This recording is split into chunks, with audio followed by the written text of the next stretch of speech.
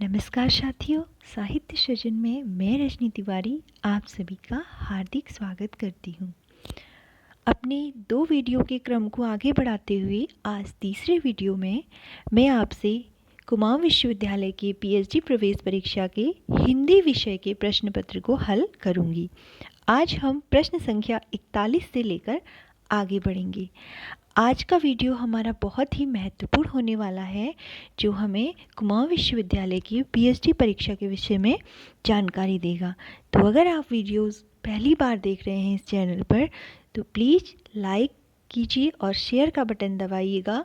Bell icon को दबाने के बाद ऑल पर क्लिक करना ना भूलिएगा, ताकि मेरे आने वाले हर नए वीडियो का नोटिफिकेशन आपके पास सबसे पहले आ जाए। तो चलिए आगे बढ़ते हैं हम अपने प्रश्न की ओर। हमारा प्रश्न है 41वां। हिंदी के मध्यकाल का भक्ति आंदोलन भारतीय चिंतन धारा का स्वाभाविक विकास है, यह मान्यता किसकी है? और हमारे पास ऑप्शन है ए आचार्य रामचंद्र शुक्ल, बी राम कुमार वर्मा, सी हजारी प्रसाद द्विवेदी और डी राहुल सांकृत्यायन। और इसका हमारा सही उत्तर है हजारी प्रसाद द्विवेदी। अगला हमारा प्रश्न है, निम्नलिखित संप्रदायों को उनके प्रवर्तक आचार्यों के साथ सुमेलित कीजिए तथा सही कूट का चयन कीजिए। जिसमें हम देखेंगे एक और हमारे संप्रदाय हैं और दूसरी ओर हमारे उनके आचार्य यानी प्रवर्तक हैं। श्री संप्रदाय सामने वाले कॉलम में शंकराचार्य है, जबकि श्री संप्रदाय जो है उनके संपादक रामानुजाचार्य हैं। ऑप्शन बी ब्रह्म संप्रदाय है, तो ब्रह्म संप्रदाय के जो हैं मध्वाचार्य हैं, जो चौथे नंबर पे हैं। सी ऑप्शन में अद्वैत संप्रदाय है, जबकि अद्वैत संप्रदाय के आचार्य जो हैं वह शंकराचार्य जी हैं। और डी ऑप्शन हमारा है हंस संप्रदाय, जिसके आचार्य हैं निम्बकाचार्य। तो इस प्रकार इस कूट को हम ध्यान देंगे तो डी वाला जो हमारा कूट है 2 4 1 3, ये वाला उत्तर हमारा सही होता है। हमारा अगला प्रश्न है, वल्लभाचार्य के शिष्य नहीं थे। 43वें प्रश्न के लिए हमारे पास ऑप्शन है कुंभन दास, परमानंद दास, नंददास और सूरदास, जिसका हमारा सही उत्तर है ऑप्शन नंबर सी नंददास। यानी वल्लभाचार्य के 3 शिष्य इनमें से हैं, जिनका नाम है कुंभन दास, परमानंद दास, सूरदास। इसी क्रम को आगे बढ़ाते हैं और अब हम बात करते हैं प्रश्न संख्या 44 की, जिसमें पूर्व मध्यकालीन कविता में लोक जीवन के बहुमुखी स्वरूप का दर्शन मिलता है। लोक जीवन से जुड़ी कविताओं के सृजन के कारण ही पूर्व मध्यकालीन कवि लोक कवि कहलाए। लोक कवि की श्रेष्ठता के लिए लोक तत्व का होना अनिवार्य है। लोक तत्व की श्रेष्ठता के आधार पर निम्नलिखित कवियों में कौन श्रेष्ठ है? तो इसमें हमारे 4 ऑप्शन थे, कबीरदास, तुलसीदास, सूरदास और जायसी। जैसा कि हमें सीधे सीधे राम स्वरूप चतुर्वेदी की पुस्तक अगर हमने कभी पढ़ी हो, उससे हमें ध्यान में आ जाएगा तुलसीदास जी ने लोक के विषय में बात की थी। लोकनायक भी तुलसीदास जी को ही कहा जाता है, इसीलिए इसका सही उत्तर हमारा होगा तुलसीदास जी। 45वां हमारा प्रश्न है, पद्मावत में सर्गों को कहा गया है। मैं सीधे आपका बिना समय नष्ट किए उत्तर में बात करूंगी, तो इसका सही उत्तर है खंड। 46वां हमारा प्रश्न है, कबीर उलटबासियों के विशेषज्ञ माने जाते हैं। इनसे पहले उलटबासियाँ किस साहित्य में प्राप्त होती हैं? तो इसका हमारा सीधा उत्तर है ऑप्शन डी, यानी सिद्ध साहित्य। अगला हमारा प्रश्न है, निम्नलिखित सूफी कवियों को उनकी रचनाओं के साथ सुमेलित कीजिए तथा सही कूट का चयन कीजिए। तो इसमें हमारा जो सही ऑप्शन बन रहा है वो है ऑप्शन बी 3 1 4 2। 3 1 4 2 को हम अगर सेट करते हैं तो मुल्ला दाऊद चंदायन और कुतुबुन आएंगे मृगावती, मंझन की होगी मधुमालती और जायसी का होगा चंदायन। अगला हमारा प्रश्न है प्रश्न संख्या 48, कबीर को वाणी का डिक्टेटर किसने कहा है? तो इसमें हमारा सही उत्तर है, कबीर को वाणी का डिक्टेटर कहा। बहुत ही सिंपल सी बात है, सी ऑप्शन हमारा इसमें सही है। हजारी प्रसाद द्विवेदी जी ने ये कथन कहा था, वाणी का डिक्टेटर। अगला हमारा प्रश्न है, आलवार भक्त संख्या में कितने थे? तो अलवार जो थे वह संख्या में कितने थे? अलवार 12 थे।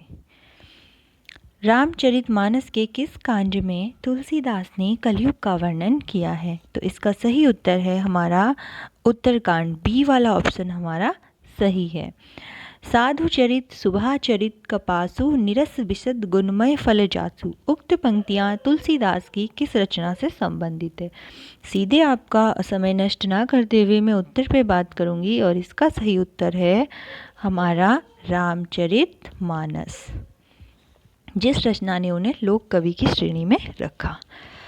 निम्नलिखित में से कौन वैष्णव भक्ति का आचार्य नहीं है? तो इसका सही उत्तर है शंकराचार्य, क्योंकि शंकराचार्य अद्वैतवादी थे। अब स्थापना है, रीतिकालीन आचार्य उस अर्थ में आचार्य नहीं थे जिसमें कि संस्कृत के काव्य शास्त्र विवेचक आचार्य थे, पर स्वच्छ और सुबोध निरूपण के कारण शिक्षक के अर्थ में तो आचार्य कहे ही जा सकते हैं।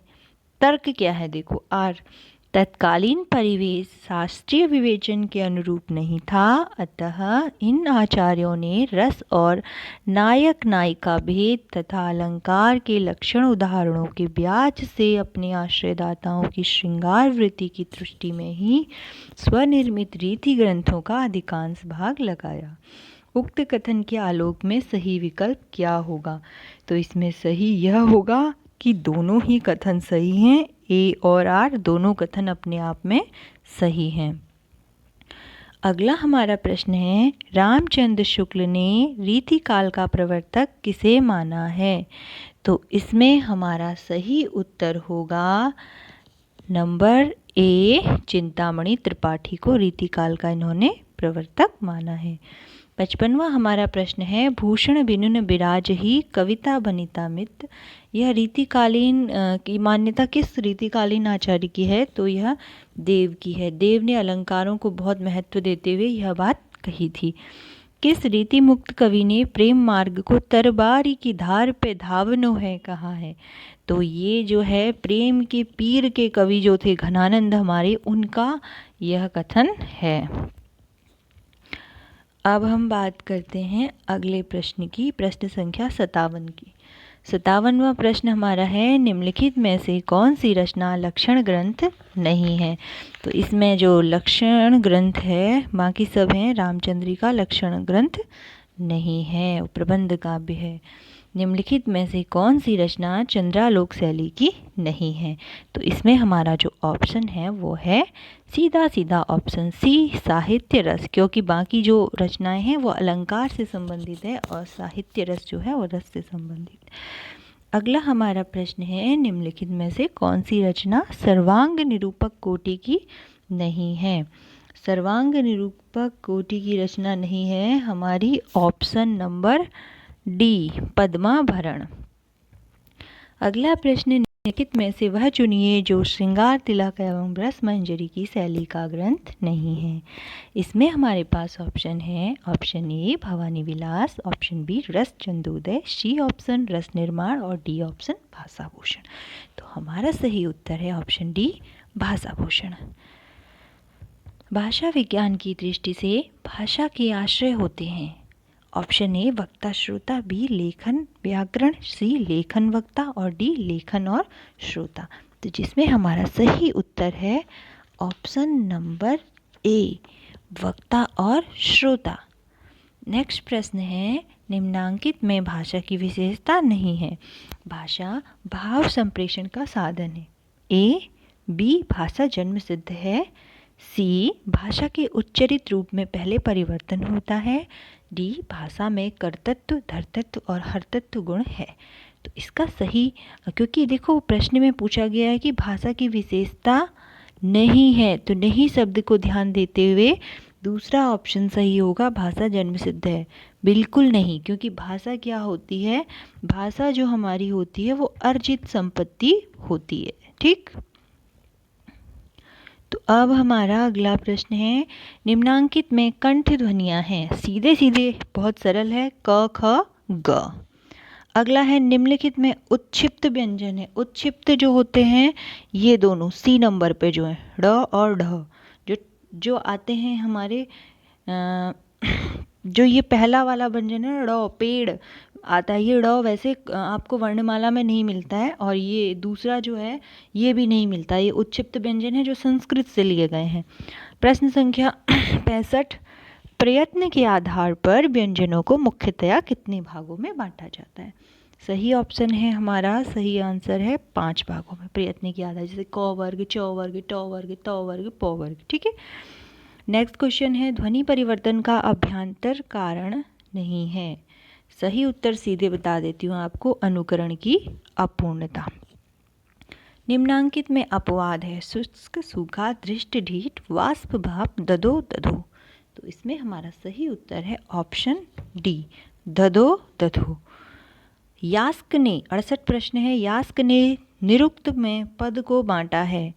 तो इसका सही उत्तर है, उन्होंने 4 भागों में बांटा है पद को।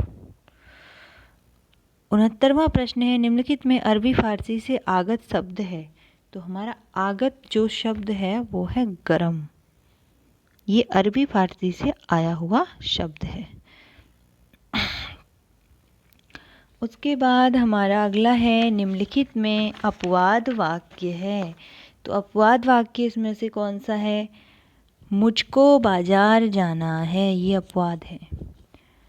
अगला प्रश्न है 71वां, वैज्ञानिक तथा तकनीकी शब्दावली आयोग की स्थापना कब हुई। तो इस आयोग की स्थापना हुई थी 1961 में, और डेट थी 1 अक्टूबर। जब एक अधिकारी दूसरे अधिकारी को किसी विशेष पर कार्यवाही हेतु आत्मीय पत्र लिखता है, तो वह पत्र क्या कहलाता है, वह कहलाता है अर्धशासकीय पत्र। क्योंकि वैसे एक अधिकारी द्वारा दूसरे अधिकारी को जो पत्र लिखे जाते हैं वह क्या होते हैं, वह जो होते हैं शासकीय पत्र होते हैं, पूरी तरह से औपचारिक होते हैं। लेकिन कभी कभी जो अनौपचारिक वे में कुछ लिख दिया जाता है तो वह अर्धशासकीय पत्र के अंतर्गत आ जाता है। अगला हमारा प्रश्न है 73वां प्रश्न, प्रतिवेदन पत्र को बांटा गया है। तो इसको बांटा जाता है 2 भागों में। ठीक है, अगला हमारा प्रश्न है, कुमाऊं तथा पश्चिमी नेपाल। देखिए, अगर आप पीएचडी हिंदी के लिए कुमाऊं यूनिवर्सिटी से तैयारी कर रहे हैं प्रवेश परीक्षा की, तो ये ध्यान रखिएगा, कुमाऊनी काफ़ी हद तक इस परीक्षा में आती है। तो इसके विषय में जितने भी कुमाऊनी कवि हैं, लेखक हैं, उससे संबंधित साहित्य है, उनके विषय में आप बढ़िया नॉलेज रखिएगा। और जो अभी नया हमारा सिलेबस है उसमें काफ़ी हद तक कुमाऊनी कल्चर के विषय में बातें हैं, कुमाऊनी कविताएं, साहित्य, लेखक, तो उन सबको पढ़ के जाइएगा। कम से कम 15 नंबर का ये आ जाता है। तो कुमाऊं तथा पश्चिमी नेपाल के राज्यों की बोली का अनुशीलन नामक प्रसिद्ध शोध प्रबंध के लेखक कौन है। तो इसका हमारा सही उत्तर है शोभाराम शर्मा। ठीक है, उसके बाद हमारा अगला प्रश्न है 75वां, निम्नलिखित रचनाओं को उनके रचनाकारों के साथ सुमेलित कीजिए। तो सीधे मैं पहले आपको इसका राइट आंसर बता देती हूँ। इसका राइट आंसर ए है, यानी 3, 1, 2, 4। अब मैं मिला के बताती हूँ, यानी न्योली सतसई जो है वो है देव सिंह पोखरिया जी की, और पछाण जो है वो है हमारी दिवा भट्ट की। दिवा भट्ट की पुस्तक जो है ना, वो अभी हमारी एमए की सिलेबस में भी है। और कुमाऊं का त्यार व्यार, सी जो ऑप्शन है वो हमारे केशव दत्त रुवाली, और केशव दत्त रुवाली और जगत सिंह बिष्ट, इन दोनों की बुक्स भी है। और गंगा गद्यांजलि जो डी नंबर पे है, उनके हैं दामोदर जोशी देवांशु। 76वां हमारा प्रश्न है वही है, कोश और कोशकारों को सुमेलित करना है। ये कुमाऊनी कोश के ही हैं। देखो, हिंदी कुमाऊनी अंग्रेजी शब्दकोश, कुमाऊनी व्युत्पत्ति कोश। तो इसमें हम पहले सीधे आंसर देख लेते हैं। आंसर हमारा है इसका डी, यानी 3, 2, 1, 4। 3, 2, 1-4। अब हम बात करते हैं 3-2-1-4 में, यानी हिंदी कुमाऊनी अंग्रेजी शब्दकोश जो है शेर सिंह बिष्ट जी का है। उसके बाद कुमाऊनी व्युत्पत्ति कोश जो है केशव दत्त रूपाली जी का है। कुमाऊनी हिंदी कोश जो है हमारा नारायण दत्त पालीवाल का है। और कुमाऊनी गुजराती और मराठी समश्रोतीय समानार्थी शब्द जो है चंद्रकला रावत जी का है। आगे हम बात करते हैं कुमाऊनी रचना और उनकी विधाओं के बारे में। तो इसका हमारा पहले हम ऑप्शन बता देते हैं आपको। सही ऑप्शन इसका सी होने वाला है, 3-1-2-4। ठीक है, अब हम मिला के देखते हैं 3-1-2-4 कैसे होगा। मनखी जो है निबंध है एक, आपणी पन्यार जो है वो एक नाटक है, भारत माता जो है वो काव्य है और कल्याण उपन्यास है। अगला हमारा प्रश्न है वाक्य और वाक्यांशों को विधा के साथ सुमेलित कीजिए। पहला है पुरपुतई पुरैपुर। तो खूट भी आपको बता देती हूँ, थोड़ा आसान हो जाएगा आपके लिए। इसमें हमारा बी वाला ऑप्शन जो है वो सही है। तो अब हम बात कर लेते हैं बी ऑप्शन में क्या क्या था। 3-1-2-4। पुरपुतई पुरैपुर जो है वो एक लोक कथा है। अकल में बूस पड़न ये जो है मुहावरा है। मखमल को बटवा में हाय हाय की दानी ये जो है हमारा पहेली है। बाजी कुकड़ी मुस यो एक कहावत छू। अगले हम प्रश्न पे बात करते हैं। प्रश्न संख्या 79 है। इसमें भी रचना और रचनाकार हैं, ये पहाड़ी रचनाएं हैं। पहली है हमारी, इसमें भी मैं पहले आपको आंसर बता देती हूँ। इसमें हमारा ऑप्शन जो सही होगा वो होगा ऑप्शन नंबर ए, यानी 4-1-2-3। अब हम ध्यान देते हैं फचैक, ये एक रचना है जो लिखा गया है सिरदा अनपढ़ जी के द्वारा। ठीक है, और ईजा है बी नंबर पे। ईजा जो है वो लिखा गया है शेर सिंह बिष्ट। और जयबाला गोरिया ये है जुगल किशोर पेटशाली। और कुमाऊनी लोक कथा प्रयाग जोशी जी। निम्नलिखित में कुमाऊनी किसके अंतर्गत आती? तो कुमाऊनी जो है मैं आपको सीधे बता देती हूँ, मध्य पहाड़ी के अंतर्गत आती है। ठीक है, अब बात करते हैं प्रश्न संख्या 81 पर। इसमें है वही, इसका हमारा पहला वाला कूट सही है ए, यानी 3-4-1-2। गबन, गबन जो है जोहरा। और सेवा सदन, सेवा सदन सुमन। कर्मभूमि नैना। और गोदान की जो है चुहिया है। अगला हमारा प्रश्न है 82वां। निम्नलिखित में से भीष्म साहनी का नाटक नहीं है। तो भीष्म साहनी का नाटक नहीं है रात रानी, और बाकी सब माधवी, मुआवजे और हानो सिंह की रचनाएं हैं। 83 है। निम्नलिखित में से कौन सा उपन्यास अमृतलाल नागर द्वारा रचित है? तो अमृतलाल नागर द्वारा रचित जो है उपन्यास है उसका नाम है भूख। निम्नलिखित कहानियों को उनके कहानी संग्रहों से सुमेलित कीजिए। तो इसको मैं ऐसे ही पहले सुमेलित करके आपको बता देती हूँ। ठीक है,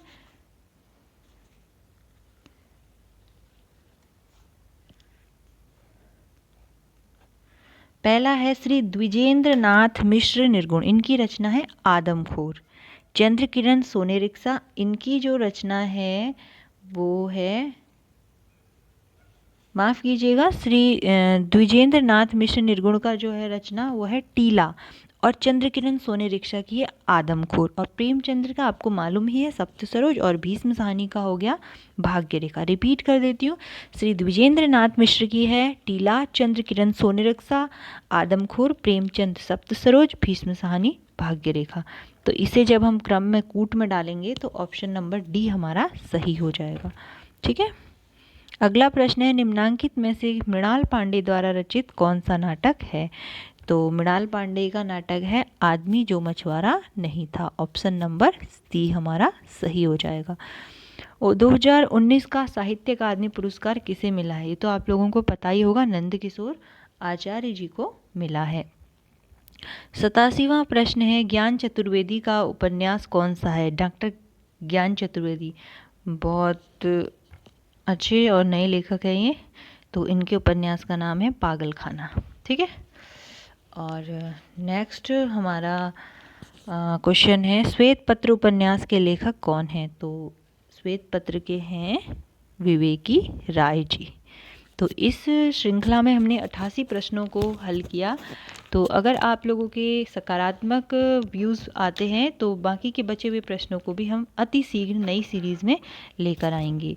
तो प्लीज़ आप वीडियो को, जिन्होंने भी अंत तक देखा है, प्लीज़ चैनल को सब्सक्राइब कीजिएगा, शेयर कीजिएगा और जुड़े रहिए साहित्य सृजन के साथ। मिलते हैं अगली वीडियो में, तब तक के लिए नमस्कार।